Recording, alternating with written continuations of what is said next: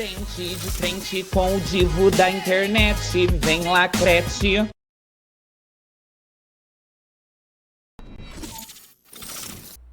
Ai, gente, que bênção! Meu primeiro programa, meu primeiro podcast. É uma honra em receber o primeiro convidado, né? Ele que é carismático, nasceu para brilhar, uma pessoa iluminada, se chama Gerson Carlos Cavalim, 48 anos de idade, natural de Andeara, filho de Helena e Joaquim. E o pai dele são moradores do sertão dos Inácios, comunidades entre Mirassol e Neves Paulista. Ele é uma pessoa que já está há quanto tempo, padre, na comunidade Nossa Senhora do Carmo? 14 anos. 14 aninhos, para você ter ideia. É história. Primeiramente, é uma honra receber você aqui. Se sinta super mega à vontade. Até tabinha de frios tem, você viu, que a Selma Toffoli mandou pra gente. E é um prazer, né, ter você aqui no meu primeiro podcast, no meu primeiro programa. Admito que estou um pouco nervoso, porque eu conversei muito, dialoguei com o Todo-Poderoso, Deus, e me mandou no meu coração em convidar, né, você para estar aqui nessa mesa, nesse programa. Minha caneca, que chique, minha fotinha. A frase é: a jornada é sua e somente sua. Outros podem caminhar com você, mas ninguém pode caminhar por você. Seja bem-vindo. Obrigado, Sandrinho querido. Assim, primeiro gostaria de dizer que é uma alegria, uma honra estar aqui nesse seu programa que você almejou tanto, né? Você já teve outras entrevistas, mas nesse formato de podcast é o primeiro.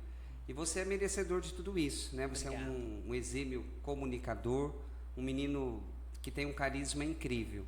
Então, assim, desejo sucesso, muitas alegrias, realizações, e que você possa voar muito longe, porque você é merecedor de tudo isso. E é muito bom estar aqui, né, conversar. Há tanto tempo você queria, né, que eu estivesse nos seus programas, né, nas suas entrevistas, e hoje, com a graça de Deus, estamos aqui, e feliz, e uma responsabilidade muito grande, em ser o primeiro, né, o primeiro de muitos outros. Com certeza. Espero que, de fato, com certeza, a gente consiga, assim, passar um pouquinho da nossa vida, do meu ministério, da nossa igreja católica, né? Assim com como certeza. outros convidados de outras denominações também posteriores estarão aqui, né? Uhum. Então que nós possamos conversar sobre tudo aquilo que você desejar. Está pronto para poder estar de frente com o divo da internet, olho a olho, face a face, né? Vamos lá, espero que sim. Então, bora. Padre, me responda, né, sobre esse processo de criação. Como foi, né? Deus criou Eva, criou Adão, né? Aí veio o pecado logo em seguida. Como que foi esse processo de criação? Deus soprou e já veio o mundo? Tem muitas pessoas que se perguntam, porque o primeiro livro da Bíblia, da Sagrada Escritura, é Gênesis, né? Sim. Mas a Bíblia tem quantos livros? 70 aí? 72. 72 livros. E a protestante? Elas têm 6 livros a menos. Ah, entendi. Tá. Então, aí no caso, os livros da Bíblia, ele não é escrito, um exemplo, como eu posso falar, um atrás do outro. Não. Ó, vamos lá então por partes, né? As Sagradas Escrituras, primeira coisa que nós temos que ter são livros sagrados inspirados por Deus, né? Então foram escritos assim, por exemplo, os Evangelhos, né? Que trazem a vida, os atos, as palavras de Jesus. Eles foram pós-pascais, depois da ressurreição de Jesus, né? Então, Mateus, Marcos, Lucas e João, eles escreveram esses livros assim para a sua comunidade, né? A partir da fala e do testemunho das pessoas que conviveram com Jesus, né? Dos apóstolos e discípulos da primeira geração, mas eles foram escritos assim 40, 50, até 70 e 80 anos depois de Jesus, né? Mas uma coisa é fato, são livros inspirados e sagrados, inspirados por Deus. E o primeiro livro, como você disse, que é o livro do Gênesis, é uma forma literária, né? Não que aconteceu daquele jeitinho, né? Mas uma coisa que para nós, cristãos, temos presente é que nós partimos da criação, né? Deus criou o universo, o céu, a terra, o firmamento, e tudo, né? Então nós não pregamos na teoria da evolução, né? Como você disse, teve uma explosão e tudo começou. Não, para nós cristãos, sobretudo católicos, nós acreditamos na criação, né? Deus criou o homem, a mulher, o céu, a terra, todo o firmamento, as estrelas, e nós somos seres criados, né? E somos chamados a crescer, a evoluir, né? Não que nós acreditemos na teoria da evolução como princípio criador, né? Mas então nós temos que crescer como ser humano e principalmente como filho de Deus, né? Então, o primeiro livro, o próprio nome Gênesis diz, é o livro das origens, né? E é claro que nas origens teve a criação do homem, da mulher, depois veio o pecado, né? E aí depois veio todo o projeto de recuperação, né? De resgate desse pecado, né? Que o homem ele fez a opção, né? Mas Deus, como ama, ele já imediatamente começou um processo de resgate, né? De recuperação desse homem. Porque a partir do momento que, no caso, comeu o fruto do paraíso, logo em seguida, você sentiu arrependido? Sim, claro, porque a gente pode ver até no texto bíblico, né? Na literatura, que de fato eles sentiram vergonha, porque eles estavam nus, né? E aí pegaram folhas para cobrir, né? Para se cobrirem. E então, de uma certa forma, com o pecado entra o mal, né? Entra a morte, né? Então, por isso que Deus ele inicia aí logo em seguida um processo de recuperação, de salvação, de redenção desse homem que pecou, né? No Antigo Testamento, Moisés foi uma figura central dentro do Evangelho, né? Sim. Então, o Moisés, Sandrinho, é o grande líder, né, que Deus envia para conduzir aquele povo, né, o grande libertador, né, do Antigo Testamento. O livro da lei é atribuído a ele, né, a Torá, porque de fato ele foi muito importante, que ele recebeu essa missão. O Senhor disse, vai libertar o meu povo lá da escravidão do Egito, né? Então ele se colocou a caminho, né, caminhou durante 40 anos no deserto, e tantas coisas boas aconteceram. O número 40, 400, tem uma simbologia muito grande, né? Com certeza, né? Na Bíblia, Por quê? nós temos assim, por exemplo, na Igreja Católica, a Quaresma, são 40 dias, né, que Jesus passou no deserto, e também 40 anos, né, que Moisés atravessou o deserto. Então, o 40 é um número fundamental para nós, por isso que nós temos essas quaresmas, né? Entendi. Porque nós fazemos essa experiência novamente, né, de 40 dias que nós nos colocamos em oração, em jejum, para que a gente possa atingir um objetivo e chegar na grande libertação. E como foi, né, essa guerra espiritual entre São Miguel Arcanjo e Lúcifer, Satanás? Sim, nós acabamos... Porque eles lutaram para poder pegar o corpo de Moisés. Não foi então, isso ou eu estou errado? Porque eu sou leigo, viu, gente? Na verdade, São Miguel, os anjos, né? Vamos aí trazer esse tema, são figuras, seres espirituais, né? Que criados por Deus. Ontem nós celebramos o dia dos Santos Anjos da Guarda, né? E a igreja, no catecismo, ela coloca de maneira assim muito clara que cada um de nós temos um anjo da guarda que olha por nós, né? Que nos protege. E então assim, e nós acabamos de celebrar a festa de São Miguel Arcanjo, né? Na última sexta-feira, um momento assim, de grande devoção da nossa igreja, né? De combate mesmo, de luta espiritual, né? Contra o mal, contra as ciladas do demônio, do inimigo. Então sempre quando nós colocamos São Miguel Arcanjo, defendei-nos do combate. E também os anjos, Sandrinho, eles são assim, nós temos grandes santos, né, que fizeram experiências grandiosas dos santos, né? Nós temos lá no livro de Tobias, por exemplo, Rafael, né, o anjo da cura, né, que Deus envia para curar Tobit. Depois nós temos também Eu dizia ontem na comunidade, na novena de Nossa Senhora Aparecida, por ocasião do dia dos Santos Anjos da Guarda, eu dizia assim que o Padre Pio, por exemplo, um grande santo da modernidade, ele tinha uma intimidade profunda com o seu anjo da guarda. Desde criança ele conversava com o seu anjo e o anjo se revelava para ele, né? Também os pastorinhos lá de Fátima, eles tiveram uma experiência antes de Nossa Senhora aparecer para eles no dia 13 de maio, 2 anos antes, o anjo da paz aparecia para eles, 3 vezes apareceu, preparando, né, o coraçãozinho deles para que porque um grande evento, acontecimento iria acontecer, que foi a aparição de Nossa Senhora lá na Cova da Iria, em Fátima. E então, assim, os anjos, eles têm uma figura muito importante, central, nas Sagradas Escrituras e também na nossa fé cristã católica. Porque é anjo, querubim... Ah, sim, são as ordens, né? As ordens, anjo, querubim, serafins, potestades, né? Quem está mais perto de Deus? Ai, agora você me pegou, viu? Mas não me lembro agora, né? Mas são todos eles, são níveis, né? Uma coisa ontem no Evangelho de Mateus é que todos eles estão contemplando Deus face a face. Mateus ontem no Evangelho, no finalzinho, na última fala, eles estão todos contemplando Deus face a face. Uma pergunta, como eu disse para você, né?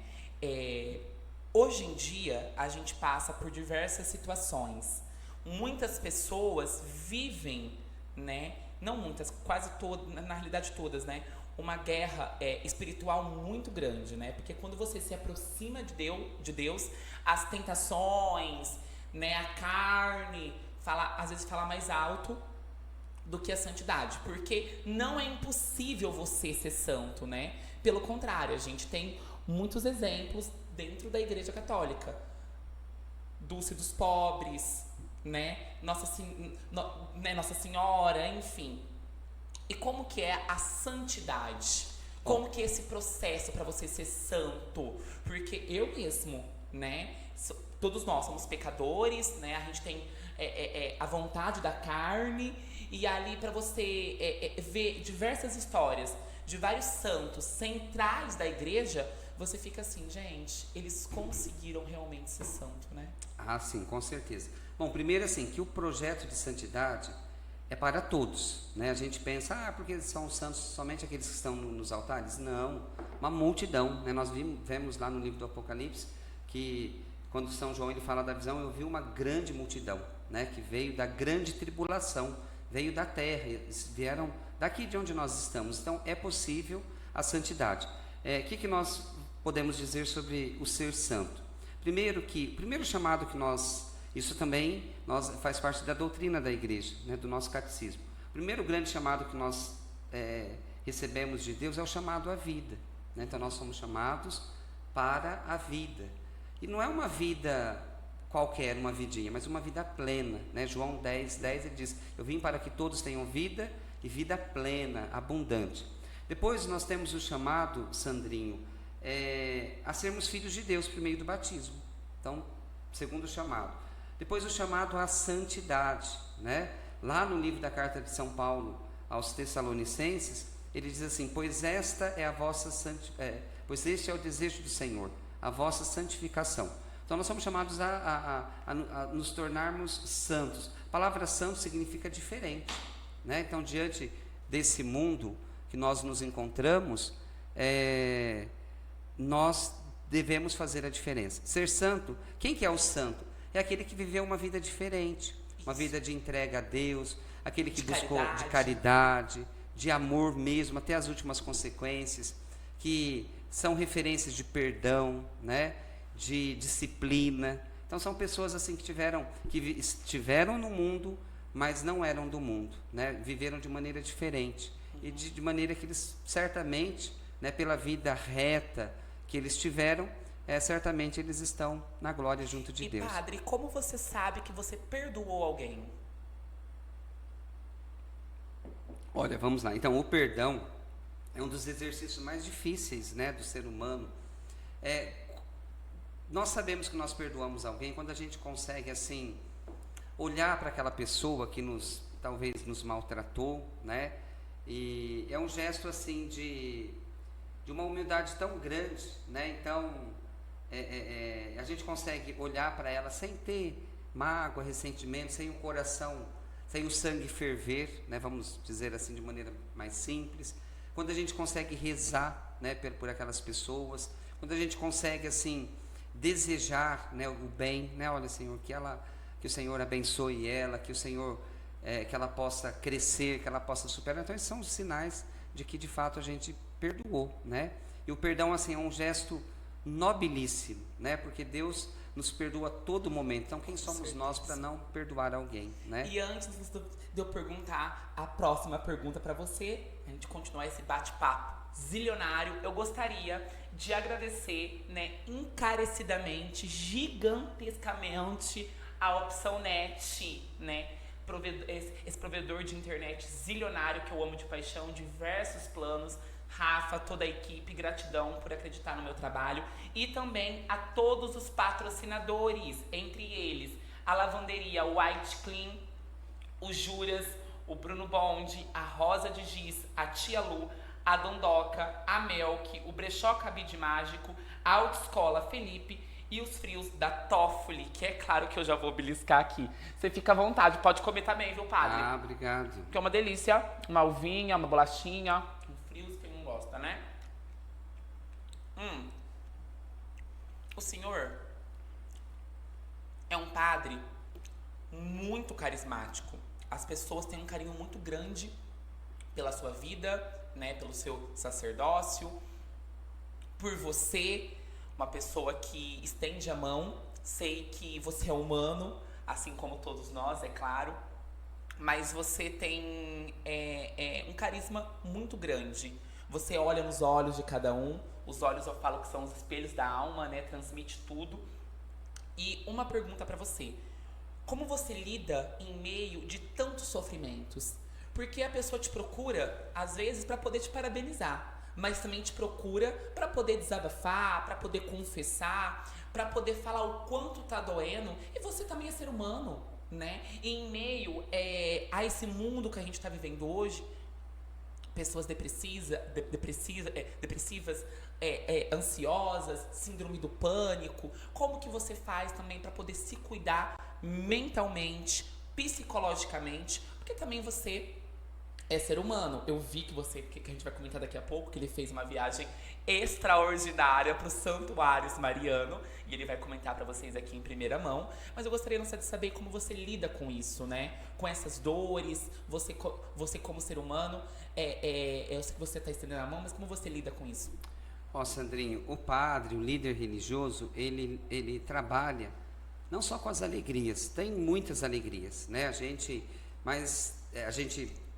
ora, está numa missa, né, que é uma celebração. Às vezes a gente está numa festa de batizados, às vezes a gente está numa festa de casamento, mas também a gente lida, né, a maior parte do tempo, com as mazelas humanas, né? Seja a depressão, seja síndromes, seja doenças, enfermidades, seja a experiência da morte, do luto, né? Tantas pessoas têm passado por essa experiência. E assim, primeira coisa, eu acho que Deus nos dá, tenho certeza, Deus nos dá as condições, né, para a gente acolher, para a gente ouvir, né? Quando as pessoas procuram o padre, elas querem abrir o seu coração, né, ajudar que a gente amenize um pouquinho aquele sofrimento dela, né? E é claro, isso traz uma sobrecarga muito grande para a gente, né? Porque nós somos humanos. Então, de que maneira? A gente tem que, a oração, né? Eu acho que a gente tem que rezar, né? O líder religioso, o cristão batizado, o missionário, o discípulo, ele tem que rezar. A oração é imprescindível, né? Porque a oração nos fortalece, né? Tem que ter seus momentos de lazer, né? De folga, tem que ler um livro, tem que fazer uma caminhada, tem que fazer andar de bicicleta, que ele anda bastante. Tá andando ultimamente ou não? Não, agora eu dei uma parada, mas vou retomar. Mas o ciclismo, vôlei, o senhor não joga? Futebol, o senhor não joga? Não, eu jogava, né, vôlei, mas também parei, mas agora eu vou retomar, né, um Olha, projeto gente. de retomar o meu ciclismo, porque andar de bicicleta é muito bom, né? Com certeza, a natureza, né, o ar, nossa, é diviníssimo. E padre, qual a melhor forma de recepcionar as pessoas, né? Porque, um exemplo, você vai na minha casa, eu te recepciono super mega bem, né? Você com certeza vai voltar. Ainda mais uma vida em comunidade, que às vezes não tem como você cumprimentar 1.000, 3.000, 4.000, 10.000 pessoas ao mesmo tempo, né? Você está ali na frente, mas eu vi que você lembra o nome de todas as pessoas, eu acho isso incrível, porque eu conheço o Gerson, ó, há anos, minha vida, né, bastante tempo mesmo, quase minha vida toda. E ele lembra o nome de todas as pessoas, né? Como você recepciona, né, as pessoas. E é claro que você também é um padre muito verdadeiro, né? Você não vai falar somente aquilo para poder me agradar. Você vai falar realmente a realidade, a verdade, né? Sim. E como é para você essa forma de você dizer a verdade e às vezes o irmão ficar magoado, ficar chateado, né? E acabar indo para outra comunidade, você entendeu? E como você recepciona as pessoas. Ó, a acolhida é assim, eu acho que é o carro-chefe de toda a comunidade, né? A gente tem que acolher bem as pessoas, né? Evangelizar é uma forma, acolher é uma forma de evangelizar, né? Tem esse slogan, né? Que até é lá do Santuário de Aparecida. Então, assim, quando a gente acolhe bem, acolher de que maneira? Na porta da igreja já, né? Nós temos lá os irmãos, né? Da acolhida, dos voluntários, que já acolhem com um sorriso, né? Com boa noite, bom dia, seja bem-vindo. Depois, assim, o ambiente propriamente dito, eu sou muito exigente, né? Eu gosto das coisas muito organizadas, porque é aquilo que você disse, quando a gente vai receber alguém na nossa casa, a gente quer que tudo esteja direitinho, né? Então eu acho que essa é uma forma, né? Acolher é uma maneira de evangelizar, é um dos princípios também que nós utilizamos. E é claro, a gente como líder, como pai espiritual, como pastor, nem tudo que a gente fala agrada as pessoas, né? Então, assim, a correção fraterna, ela faz parte do processo, né? Quando as pessoas não estão agindo de acordo, ou não têm uma atitude de comunidade, né? Que usa de caridade com o próximo, ou com que aquela atitude possa afugentar o irmão, a gente tem que chegar e corrigir, né? A correção fraterna faz parte do processo. Jesus, ele corrigiu tantas vezes os discípulos, né? Com certeza. E a gente também tem que corrigir, porque senão a gente vai acabar deixando de cumprir, né? Com De certeza. ajudar que o irmão, ele cresça, né? E que ele tenha essa oportunidade de se tornar melhor também. Com certeza. Ó, batismo. Vamos lá. Eu tenho uma amiga que ela não é batizada, mas ela quer batizar o filho. Ela pode? Claro que pode, não só pode como deve. O batismo na igreja é o primeiro sacramento, né? A porta de entrada para a graça, né? E então a igreja, ela nessa questão do batismo, ela cresceu demais na discussão, né? De acolher todo mundo tem direito. O Papa Francisco usa essa expressão, né? Não batiza filho de mãe solteira. Não existe mãe solteira, existe mãe, né? Então nós não podemos colocar esses adjetivos até pejorativos e tudo mais. Então, assim, todos podem batizar, todos são muito bem-vindos, né, na Igreja Católica, e é um direito, né, da criança receber o batismo. Assim, claro que a igreja tem algumas exigências, né? É que os padrinhos, que os pais sejam católicos, que os padrinhos sejam católicos, né? Que eles assumam essa fé de maneira verdadeira, né? Que eles tenham uma vivência, que eles sejam batizados e que eles tenham uma vivência de igreja, porque afinal de contas eles vão estar assumindo ali diante de Deus o compromisso daquela criança que ainda não tem o uso da razão, né? De que eles vão fazer de tudo para educar aquela criança na fé católica, nessa fé que ela está professando, né? Que ela buscou, né? Porque na igreja evangélica, no caso, eles batizam com uma idade um pouco mais avançada, né? E na católica, vamos supor, minha mãe, né, não me batizou. Sou batizado, gente, mas minha mãe não me batizou. E aí eu gostaria de estar me batizando com 15, 18, 19 anos. Tem essa possibilidade? Claro que tem. Ó, o que que acontece? Você levantou um ponto aí muito importante que assim, que às vezes as pessoas até nos questionam, né? Por que que vocês batizam bebê se o bebê não entende nada? E outras denominações batizam adultos, né? Claro que um batizado de adultos ele tem um outro sentido, uma outra conotação. O adulto ele já tem o uso da razão, né? Ele já vai consciente para aquilo e ele que fez a opção por aquela fé. Mas a Igreja Católica ela batiza crianças pelo seguinte motivo: é para salvaguardar a salvação da criança. Jesus lá no Evangelho de Marcos ele diz: quem crer e for batizado será salvo. Então a Igreja Católica ela batiza os bebês para salvaguardar a salvação da criança. Porque se ela morrer antes, então ela foi batizada, então ela tem a possibilidade da salvação, né? Então, mas é claro que um batismo de adulto ele tem uma eficácia diferente, né? Porque ele faz uma preparação, uma catequese, e aí ele mesmo vai e procura o sacramento. Seria muito melhor, né? Mas a igreja, ela parte desse princípio de salvaguardar a salvação dessa criança, ela vir a morrer antes, né, de receber o santo batismo. E padre, a missa, ela é um ritual, né? Ela tem um começo, um meio e um fim. E a Eucaristia, ela é o centro da missa, né? O corpo e o sangue de Jesus. E para você, qual que é a melhor parte da missa? Qual que é a parte que o senhor mais gosta? Nossa, bom, a missa eu gosto toda, né?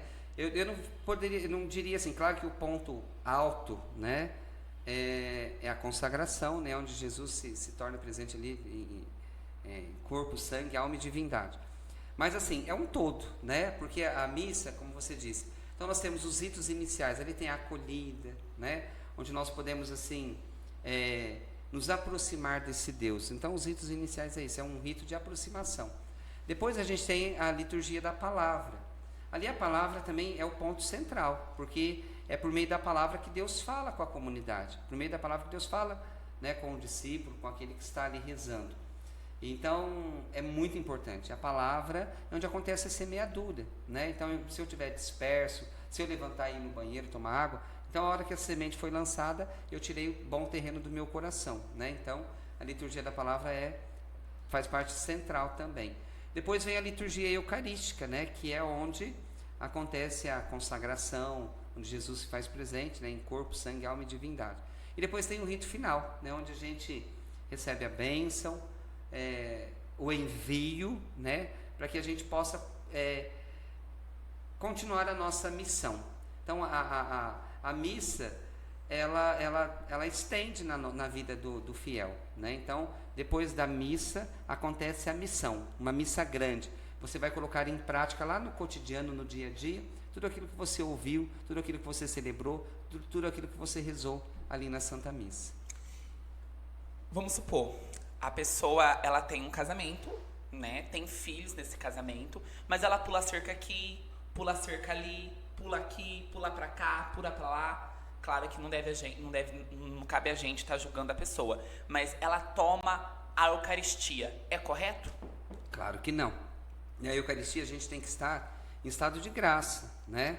Por isso que a gente tem o sacramento da confissão, e aí vai da consciência de cada um, né? Entendi. Então quando a pessoa, eu até dizia esse final de semana, as pessoas elas perderam a noção de pecado, né? Ah, não, eu não roubo e eu não mato ninguém, então eu não tenho pecado. Claro que tem, todos nós temos pecados, nós pecamos por pensamentos, palavras, atos, omissões, e aí vai da consciência de cada um, né? Então a pessoa, ela recebendo a Eucaristia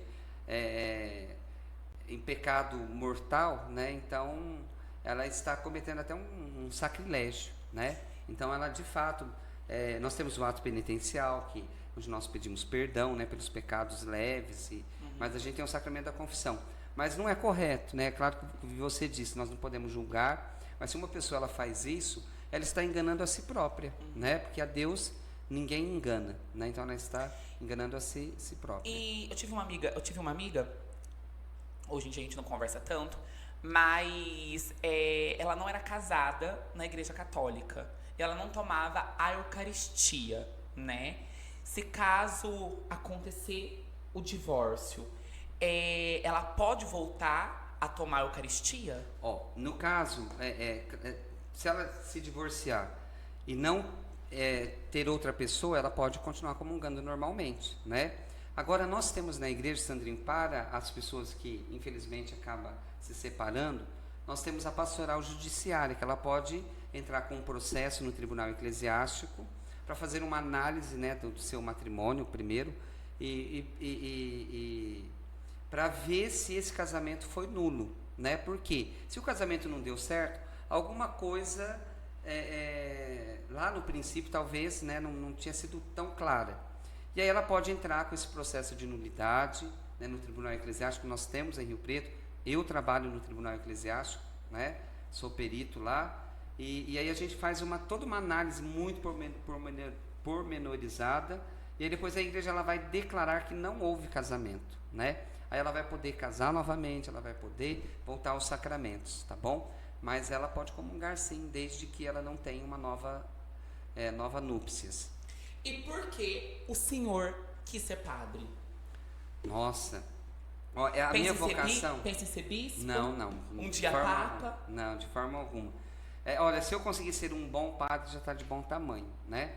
Eu, na verdade, desde criança, né, eu sempre participava da igreja, lá na cidade de Gastão Vidigal, né, minha adolescência e infância eu passei toda lá, e muito participando da igreja, né? Então eu tinha uma vizinha, a dona Jesuína, que aquela mulher foi o grande anjo da minha vida, porque ela era muito religiosa, e ela me levava, né?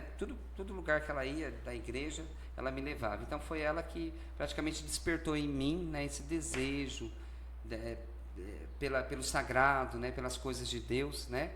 E depois, aos 9 anos, quando alguns missionários claretianos passaram em missão na minha cidade, eles perguntaram quem queria ser padre, e eu, lá no meio das crianças, disse que queria, mas era muito novinho, 9 anos ainda. Aí passou, né?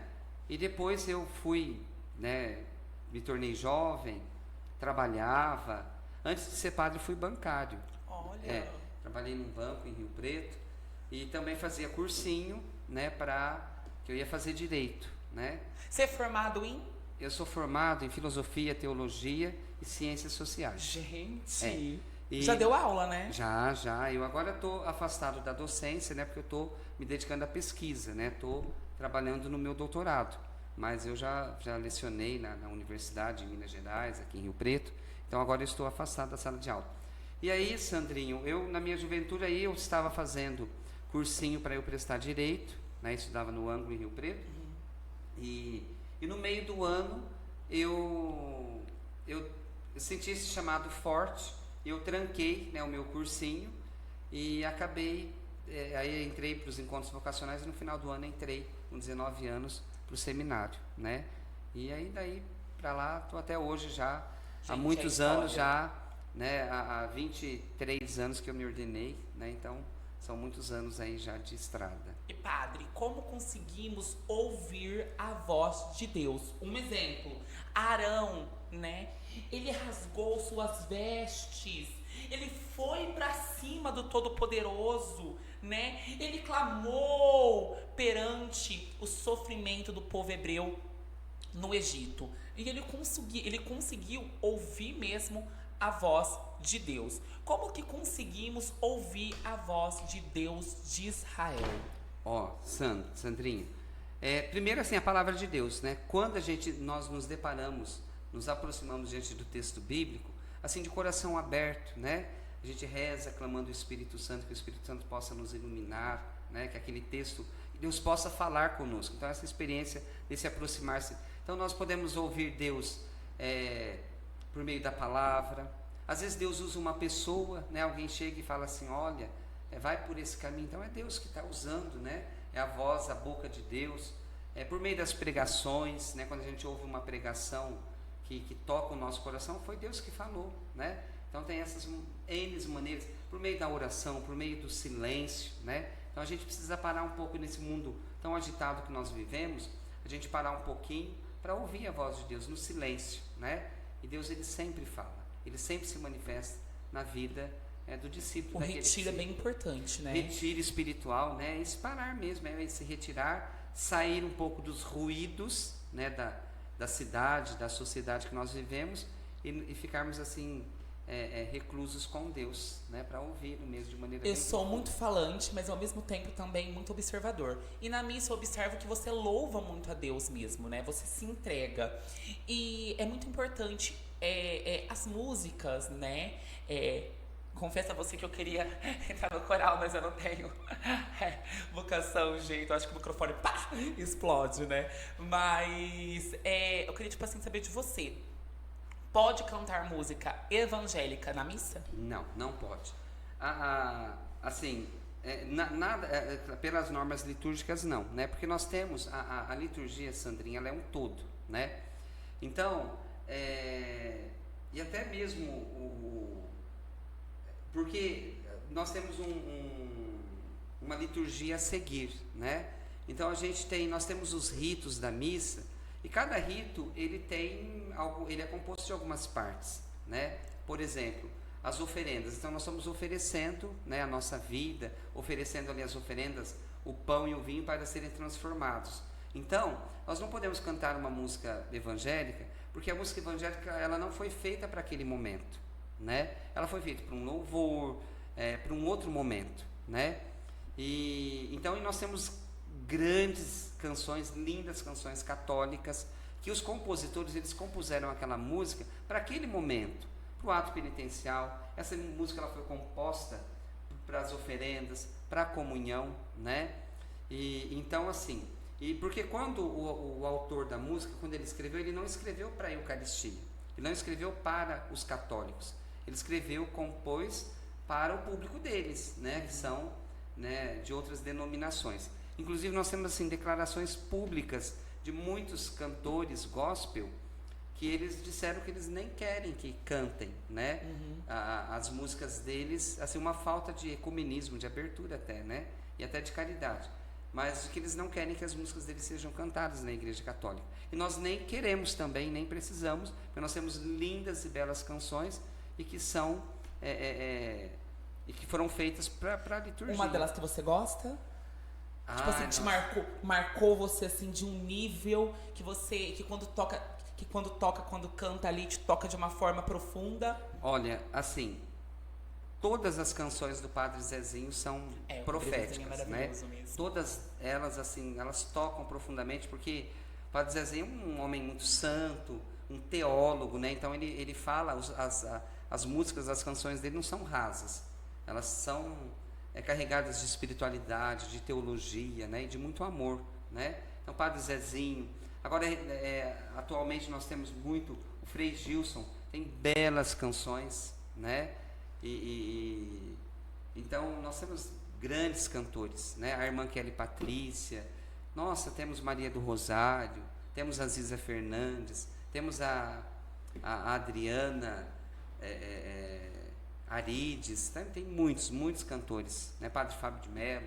Então nós temos assim grandes cantores, assim, apaixonados por Jesus, pela Igreja Católica. Então a gente pode ouvir seguramente. O que é fé? A fé é o ato de acreditar, né? Eu acredito nesse Deus maravilhoso, né? Eu tomar posse mesmo das promessas de Deus, naquilo de melhor que Ele sonhou, né? Que Ele sonha para mim, né? Que Ele reservou para mim. As promessas de Deus, elas são grandiosas, né? Para os seus filhos. E a maior promessa que nós devemos acreditar e buscar e fazer de tudo para nós alcançarmos é o céu, né? Então, eu acredito que eu tenho fé, né, que é acreditar naquilo que eu não vejo, né? Mas eu tenho certeza que Deus, esse Deus maravilhoso, Ele sempre reserva o melhor para mim. Quando a comunidade diz fogo do Espírito, o que isso quer dizer?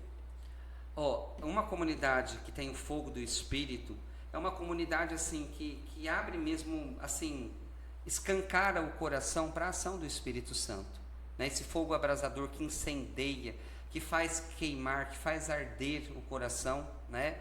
E que faz com que a gente encontre tudo aquilo que nós estamos precisando, tudo aquilo que nós estamos buscando, né? Então, de fato, uma comunidade, quanto mais fogo do Espírito ela tem, as pessoas elas ficam mais plenas, mais cheias, mais carregadas de sentido. Então, é isso, a gente precisamos sempre clamar e devemos ser uma comunidade do fogo, do fogo do Espírito Santo que incendeia as nossas almas e os nossos corações. Como você age em tal situação? Chega ciclano, fala de Beltrano, o outro sai, o outro volta, chega nos seus ouvidos, como você age? Você corta o mal pela raiz ou você reúne todo mundo e você conversa com todos?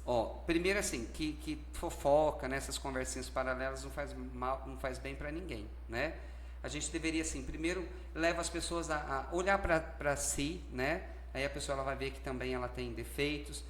Às vezes olhar o lado bom, olha, você está falando do irmão mas olha, às vezes ele não estava bem, né, quando ele agiu dessa maneira, né? E se for o caso, eu peço que as pessoas vá lá esclarecer com ela, né?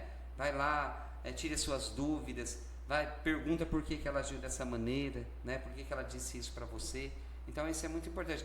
Mas assim, a correção faz parte da correção fraterna, né? Então, como que Jesus ensinou? Olha, você deve ir, vai lá, conversa com o irmão em particular. Se ele te ouvir, você ganhou um irmão, né?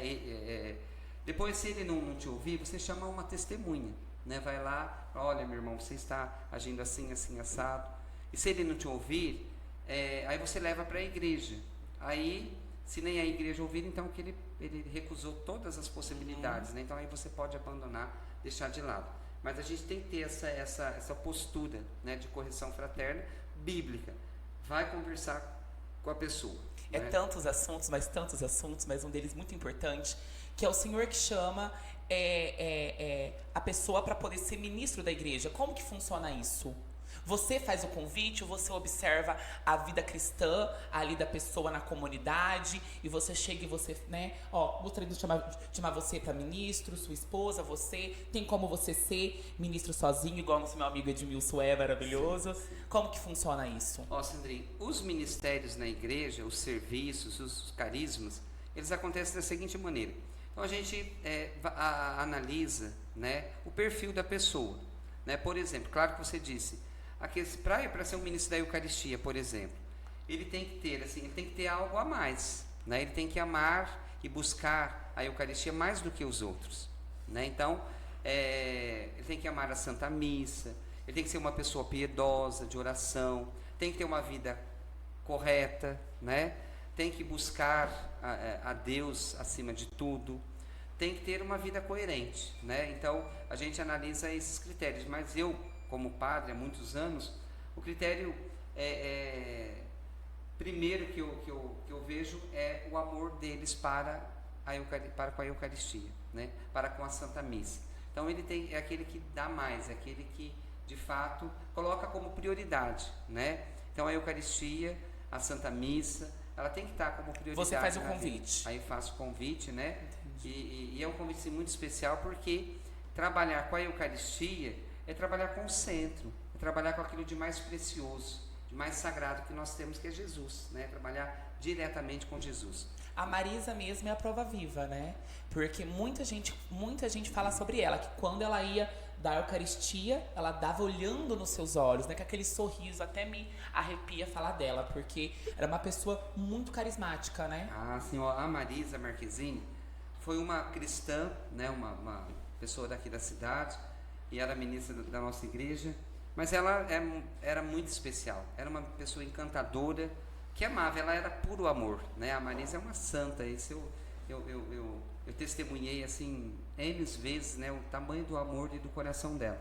E de fato assim, a grande marca dela era como ela distribuía a Eucaristia. Ela distribuía assim com tanta fé, com tanto amor, a pessoa ela sentia assim que a própria Eucaristia, através dela, dos gestos dela, as pessoas sentiam que elas estavam sendo abraçadas por Jesus, né? E por Jesus Eucarístico. Então, ela de fato foi assim um grande exemplo para todos nós. E a caridade é algo que não se deve ser comentado, né? Vamos supor, eu faço uma tal caridade. Ai, gente, eu fiz isso. Eu ajudei tal. Eu fiz aquilo. Lá. E ao contrário disso, o Quiruba, ele foi a prova viva, né? Que ele sempre ajudou muita gente, chegou nos meus ouvidos que ele ajudou mas muitas pessoas, né? E ele viveu mesmo uma vida cristã, né? Por ter estendido a mão para muitas pessoas e nunca ter comentado. Pelo menos eu e muita gente nunca ouviu isso da boca dele. Eu fiz isso. Eu fiz aquilo, né? E como é isso, né? Porque a caridade é algo que o cristão também deve praticar, mas ao mesmo tempo não deve comentar. Com certeza, né? O próprio Evangelho diz assim, né? Quando você quiser fazer a tua esmola, a tua oferta, então que a mão direita não saiba o que a tua mão esquerda faça, né? E o Quiruba, como você citou, foi um grande homem da caridade. Ele era um homem da caridade, né? Um homem que amava, que cuidava, os pobres, assim, tinha prioridade na vida dele, né?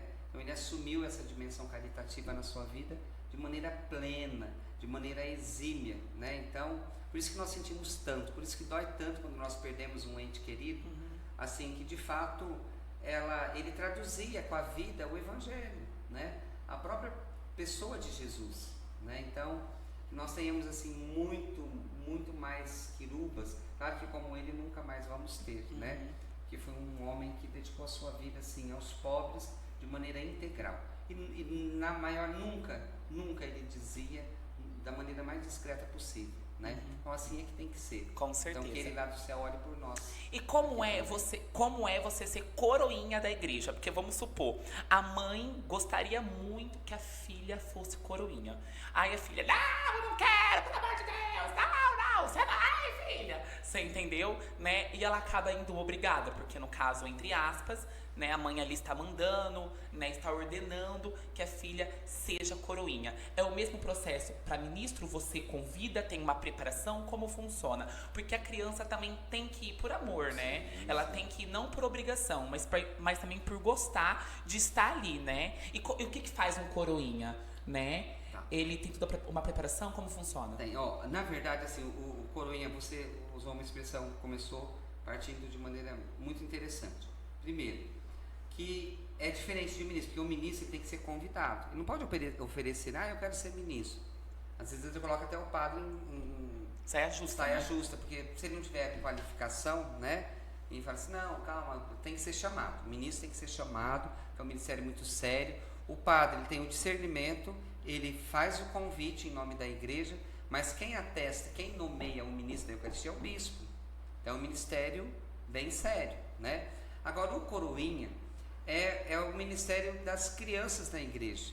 Então, tem criança assim que gosta de servir, né? Que gosta de trabalhar, que gosta de estar à frente. Então, assim, eu costumo chamar e coloco, né, insiro o trabalho dos coroinhas dentro do ministério das crianças na igreja. E para isso ele tem que querer.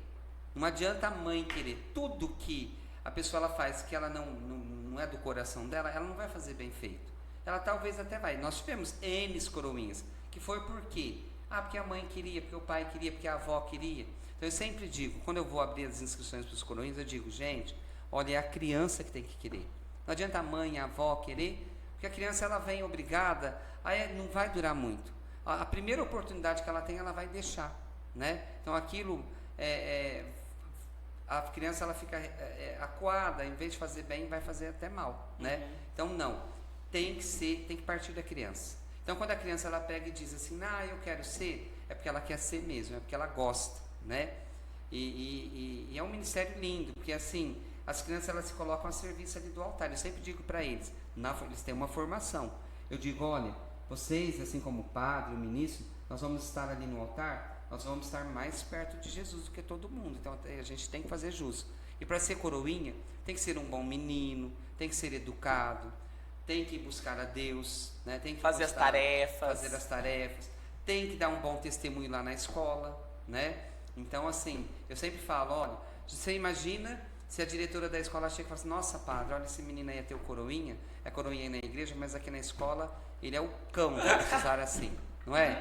Então tem um comportamento extremamente contrário, né? Então não, tem que ser uma boa criança, tem que ser um menino de Deus, né? Tem que ser uma pessoa que encanta, né? Então, nós como discípulos, a gente tem que encantar, porque senão É a gente não verdade. vai Com certeza. mostrar esse Jesus tão lindo que nós servimos e que nós amamos, que nós Ô buscamos. padre, e a catequese, né? A catequista, ela tem um papel fundamental dentro do universo da igreja. Ela está ali ensinando, tirando diversas dúvidas, né, sobre esse universo cristão, sobre o mundo, né, católico, sobre a verdade, o caminho e a vida, que é Jesus. Então, como vem a formação de uma catequista, né? A catequista, ela também é convidada, né? Você chama, ou ela vai, ela se oferece. Como é ser catequista na Igreja Católica? Olha,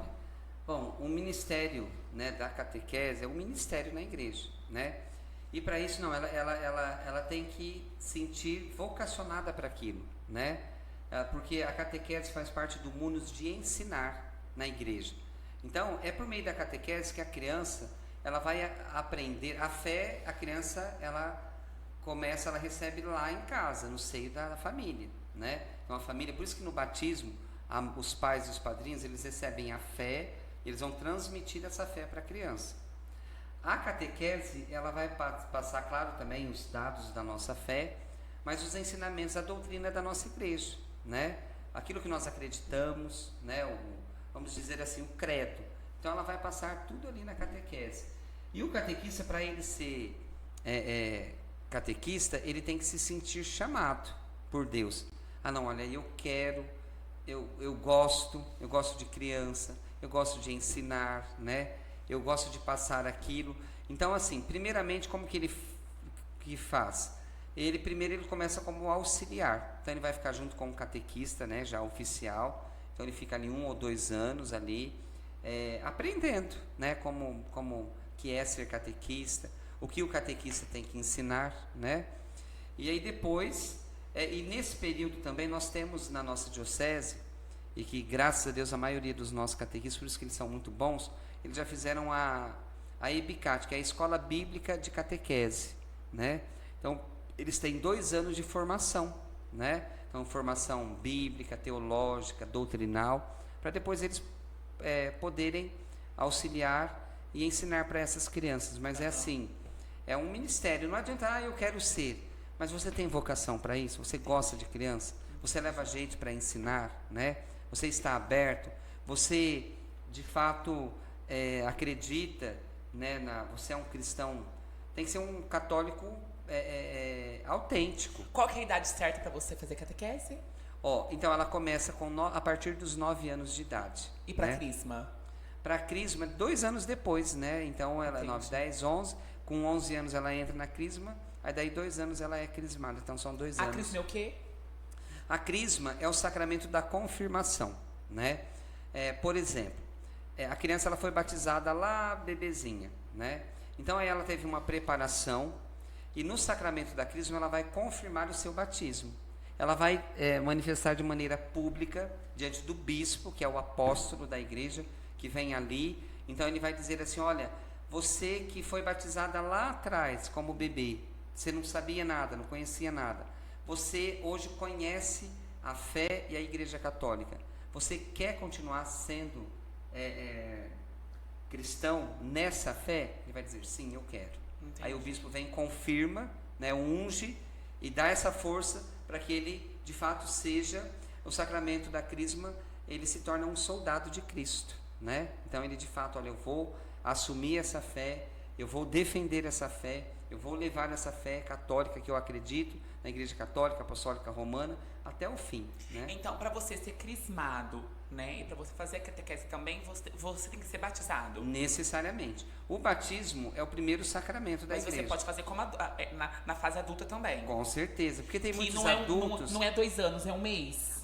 Depende de cada paróquia, né? Nós fazemos assim, às vezes a gente faz um intensivo, aquela catequese de 1 vez por semana, você soma isso, vamos fazer em 1 mês, todos os dias, né? Então, mas a carga horária o mínimo é 1 ano, né? 1 ano, e depende de cada um, né?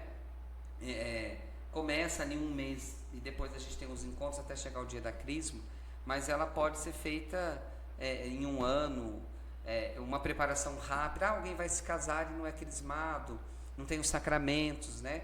Então aí o padre de qualquer paróquia, ele designa uma pessoa, né, de testemunho na comunidade para preparar aquele irmão para receber os sacramentos. Você é uma pessoa da ação. Você faz acontecer, né? Como eu disse e repito, carismático, uma pessoa que busca, que orienta, que acolhe, que abraça, que puxa a orelha se é necessário, né?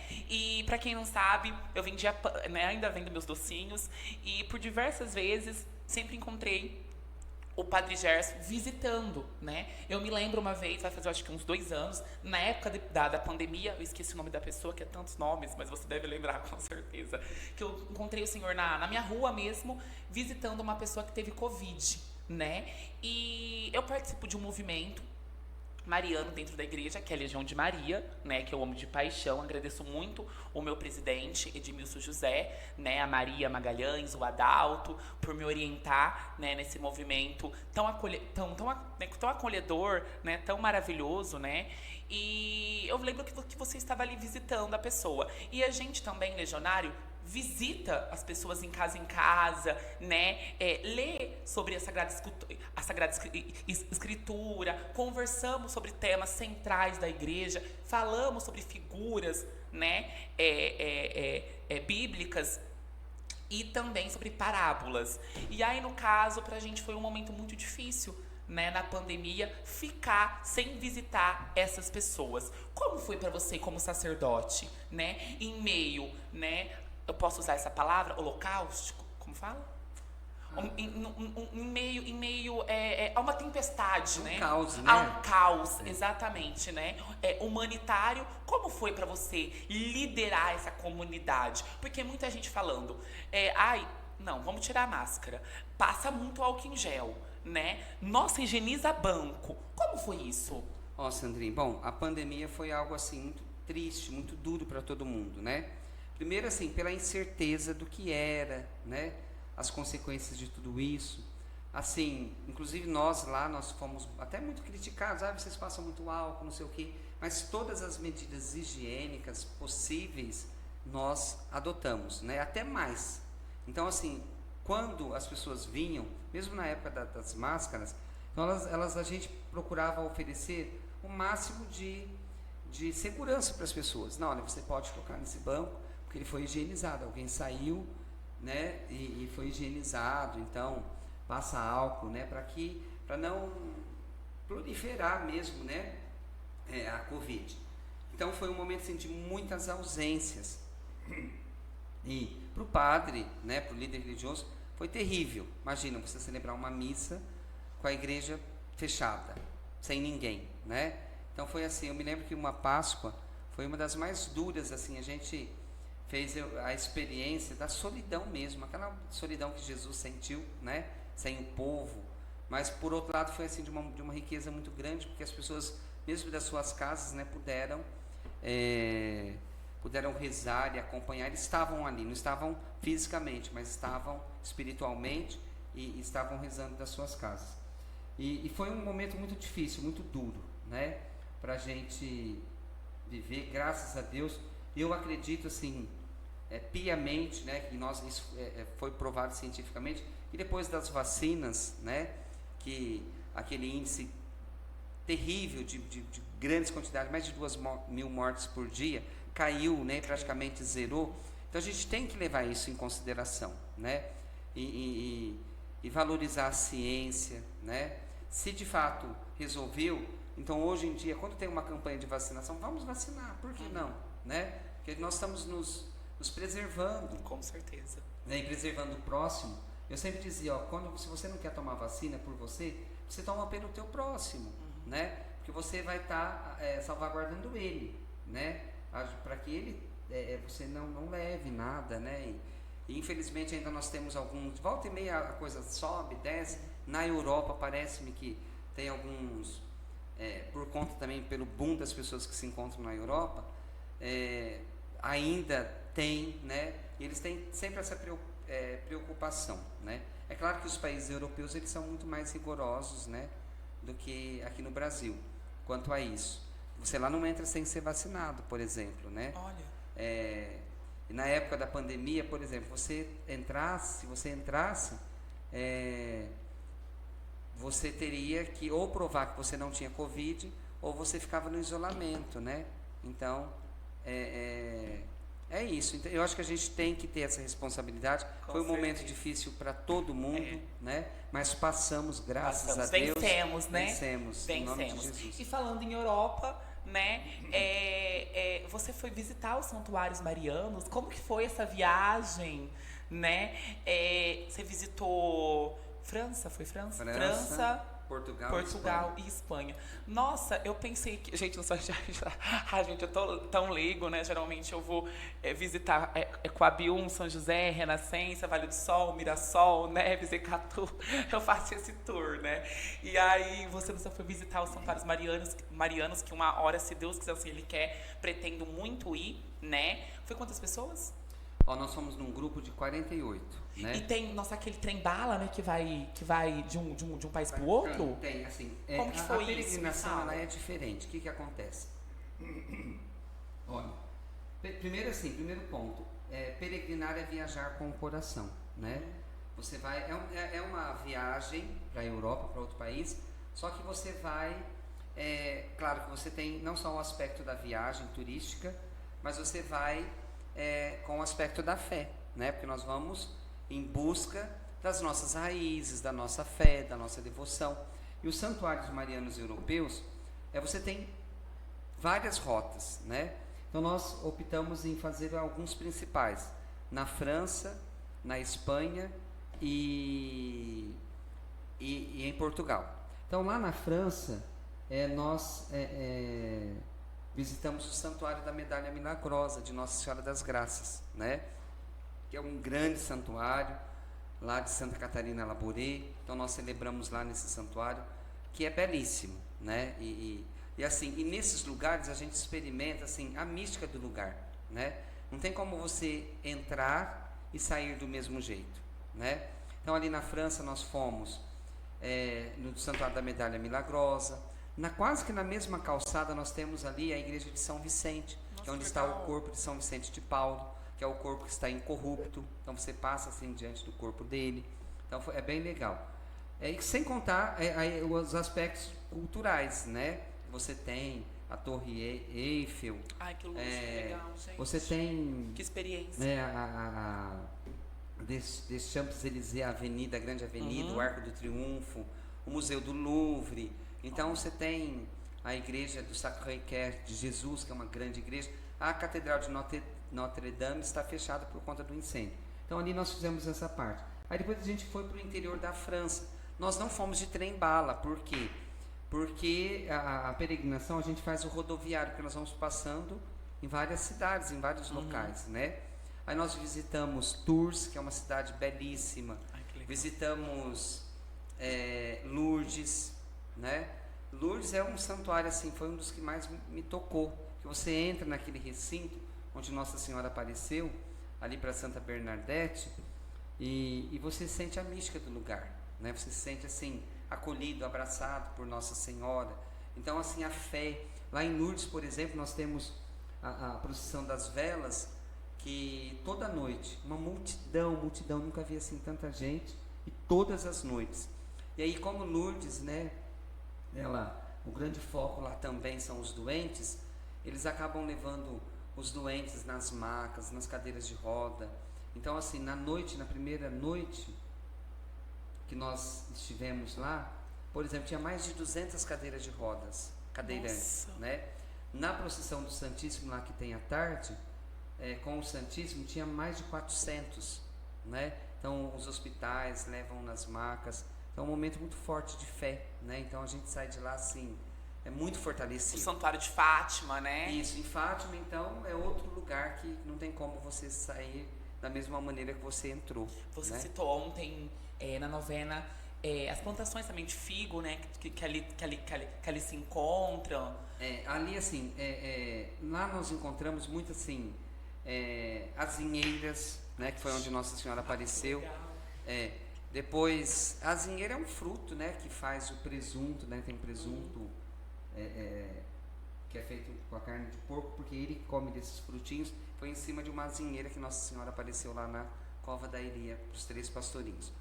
E também tem oliveiras, figueiras, né, tem muitos figos. Então, assim, é um lugar assim. A Europa é uma riqueza, né, uma riqueza cultural, cidades medievais, né, aqueles prédios, aqueles mosteiros, assim, onde estão enterrados, né. Os monastérios, eles foram construídos, uma grande parte deles na Europa, onde os próprios reis eles construíam para enterrarem as suas famílias. Então nós encontramos muitos reis, né, de Portugal, da França, que estão nesses mosteiros enterrados. Foi uma experiência única, né? Única, Você conhece ímpar. diversos países, né?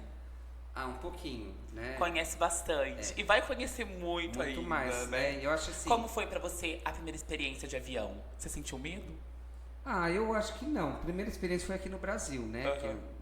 Mas assim, para a Europa, não senti. Quantas horas de viagem daqui lá? Daqui a Portugal, por exemplo, são 9 horas de viagem, né? Para França, para Paris é um pouquinho mais.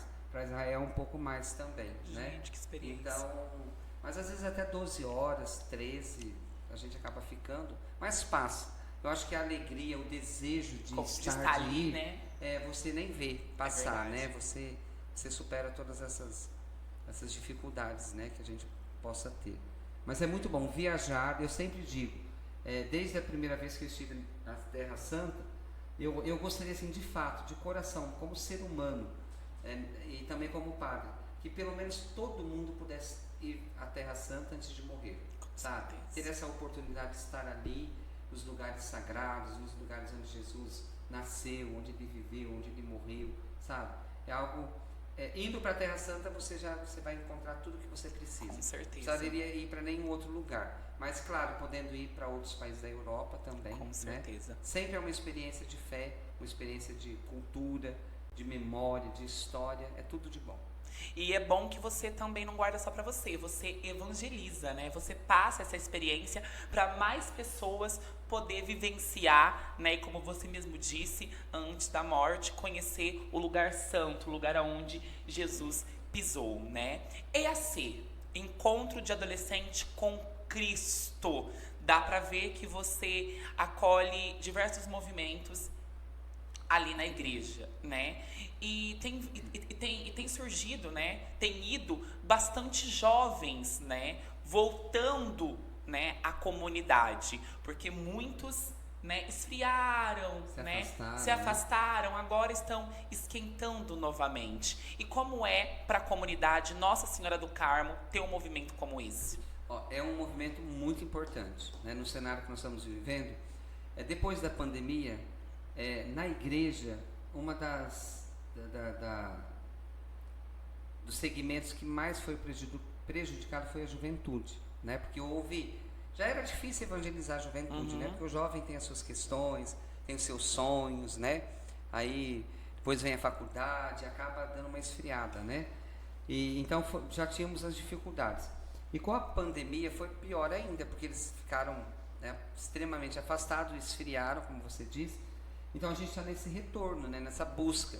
E o EAC é fundamental, né, porque a gente aproveita essa alegria, esse movimento todo para evangelizar, para aqueles que já fizeram o EAC. Olha, você vai trabalhar, então você vai servir o outro jovem, né? Mas é fundamental, a juventude, nós precisamos evangelizar, acreditar e buscar a juventude, né? É isso. Para que eles possam encontrar um sentido para suas vidas. Sentido verdadeiro a gente encontra em Jesus, né? O mundo aí fora, nós vamos encontrar outros sentidos, mas aquele verdadeiro que nos preenche de verdade é Jesus. Então a gente precisa resgatar a nossa juventude. Vamos pro quiz? Vamos lá.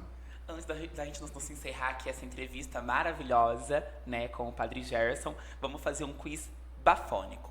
Como que funciona o quiz, né? Eu falo uma palavra, você vai e fala outra, tá bom? Vamos lá? Momento quiz! Sonho. Sonho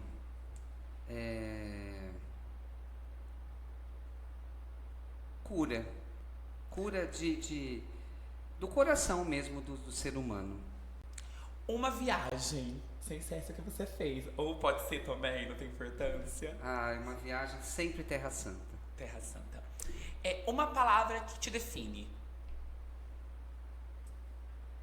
Uma palavra que me define é... amor. Uma frase que você vai levar pra sua vida. Deus é amor. Um filme. Olha, eu gosto muito de filmes de santos, né? Então, Entre eles, olha, de São Francisco, amanhã nós vamos celebrar São Francisco de Assis, né? De Santo Padre Pio, né? O filme de santos, né? Então, para mim são todos. uma comida. Uma comida é arroz, feijão, ovo, bem simples. Uma coisa que te irrita. Deixa você nervoso. Nossa, cada que me irrita. Que tira você do sério. Ah, quando as pessoas não cumprem aquilo que falou. que se propuseram. É um esporte. Bicicleta, ciclismo. Um estilo musical. Eu gosto do sertanejo. Um artista. Nossa, um artista. Olha, nós temos vários, né, muito bons, mas Fernanda Montenegro, Um cantor. cantor, Padre Zezinho. Um padre que te inspira. Olha, tem vários padres, viu? Mas um padre assim que eu tenho uma admiração muito grande é o Padre Jarbas. Padre Jarbas Brandini, que é da nossa diocese, é um dos padres mais velhos. Mas assim, é um homem muito inteligente, muito culto, um homem que ama a igreja, sabe? Tem uma leitura bem legal, bem ampla da realidade. Um momento que te marcou. O momento da minha ordenação. Como foi? Foi maravilhoso, né? Porque a gente trilha, né? São 8 anos de formação. E a hora que você chega no Aqui em dia... Rio Preto mesmo? Foi. E aqui, a hora que chega na Catedral de Rio Preto, no dia 8 de dezembro de 2000. E aí você... É a coroação de tudo, né? Você chegou no seu ponto de chegada, né? Aquilo que você almejou, aquilo que você buscou. Assiste reality show? Não assisto. Política. A política é a arte de bem governar, né? Nós estamos numa situação difícil, porque o país é muito dividido, né? Mas a gente sempre tem que pensar no bem comum. Eu não posso pensar em mim somente, né? Então, tudo aquilo que favoreça o bem comum, né? Então, eu acho que a política é a arte de bem governar, né? O homem é um ser político. Nós não podemos, assim, a política ela não pode dividir, né? Ela não pode trazer intolerância, ódio para o coração, né? Porque senão ela não é a política no seu sentido originário, né? Que é a arte de bem governar mesmo. Religião. Religião é necessário, né? Todos têm que ter, né? A palavra religião significa religar, né? Essa oportunidade que nós temos de nos religar com Deus, né? E ela é fundamental. É importante que todos tenham uma religião. Casa. Sua casa. A minha casa é o meu refúgio, né? É um lugar onde eu me sinto bem, onde eu fico com o pé descalço, né? Onde eu fico à vontade, onde eu descanso, onde eu me organizo a minha vida. Então, é o meu refúgio mesmo. Animal. Animal eu gosto, mas eu não tenho por conta, né, de não ter muito tempo para cuidar, porque se você se propõe a ter um animalzinho, você tem que cuidar, né? E muito bem. Então, mas assim, eu gosto de cachorro. Um livro. Um livro, olha, eu ganhei agora, recentemente, as obras completas de Santa Teresa d'Ávila, né? Então, as obras dela são todas maravilhosas. Esse foi o quiz com o Padre Gerson. Antes dele deixar a mensagem dele, eu gostaria de agradecer novamente, né, a Opção Net por ter acreditado no meu trabalho.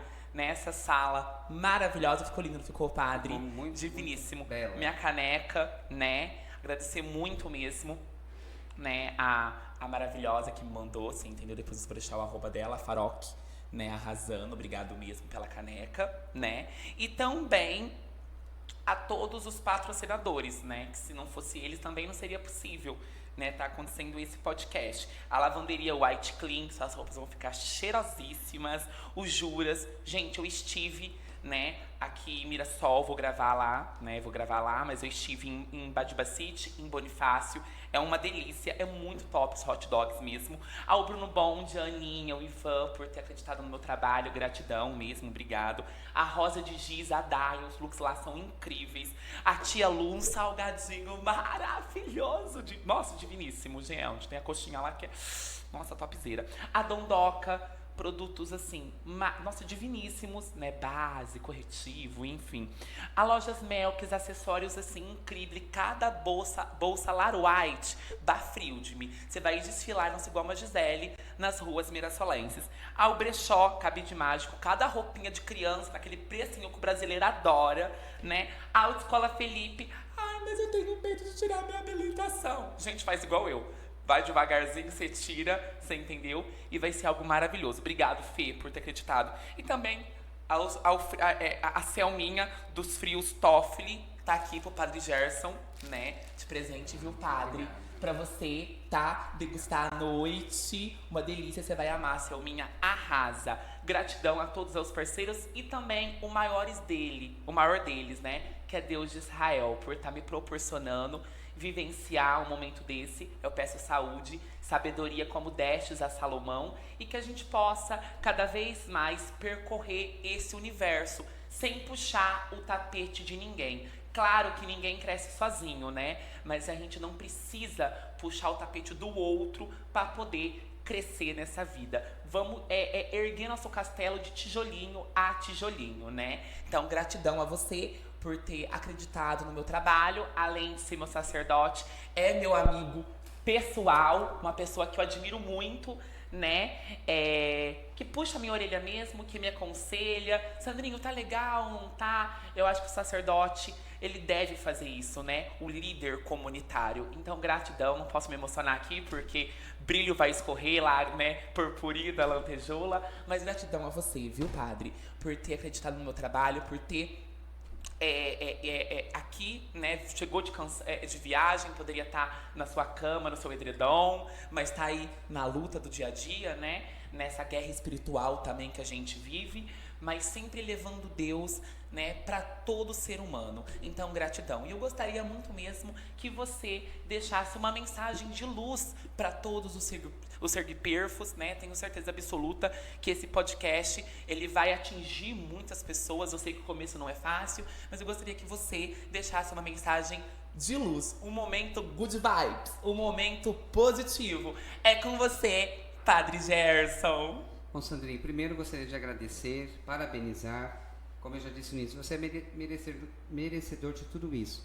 Você é um menino de Deus, um menino de luz, né? Um menino que só alegra a nossa comunidade, né? Eu acho que você tem o respeito de meu, mas de toda a comunidade, né? E todos os seus seguidores, seguiperfos, como você diz, são pessoas de luz e de bem, né? Porque quem está à sua volta são somente pessoas boas. Então que você seja muito feliz, né, nessa jornada, né, que seja o primeiro de muitos e que você cresça, você atinja todos os seus objetivos e os seus sonhos, né? E para todos vocês, né, eu desejo assim muita paz, muita saúde, muito amor, que vocês possam serem, nunca a gente perde fazendo bem às pessoas, né? Então que vocês busquem somente o bem, coisas e pessoas do bem, né? Que a gente colhe aquilo que nós plantamos, né? Então que nós possamos assim plantar e colher frutos assim belíssimos, somente do bem, da justiça, da paz, para a gente efetivar o reino de Deus, o desejo de Deus para toda a humanidade, tá bom? Um beijo e uma bênção para todos. E amanhã é dia de São Francisco, dia da ecologia, que legal, dia de bênção dos animais, né? Então você reza e também abençoa o seu animalzinho. Com certeza, com certeza. Obrigado E a todos. Obrigado eu, viu? Gratidão, como eu disse, né? E siga o @Sandrinho Pires e Carmo Mirassol. Carmo Paróquia do Mirassol. Carmo. Ali, né, ele posta sobre vida de santos, né? Informativos também, né, padre? Sobre a comunidade Nossa Senhora do Carmo. A missa acontece de sábado, né? E domingo. Sábado qual horário? 18 horas. E domingo? Domingo, 7h30 na Capela São Bernardo, no bairro São Bernardo. Às 9 horas ali na paróquia e às 18 horas também. Tem missa de quarta-feira, tá tendo? Quarta-feira, às 19h30 E logo em seguida o grupo de oração. Grupo de oração, né? Então participe dessa comunidade, eu participo há anos, né? Como eu disse, amo a vida do Padre Gerson, que Deus te conserve com saúde, com sabedoria, sempre uma pessoa ética, uma pessoa que não anda, uma pessoa que desfila, uma pessoa querida, cheirosa, gente boa, né? Um estilo assim que realmente nasceu para poder brilhar, né? Gratidão a todos vocês.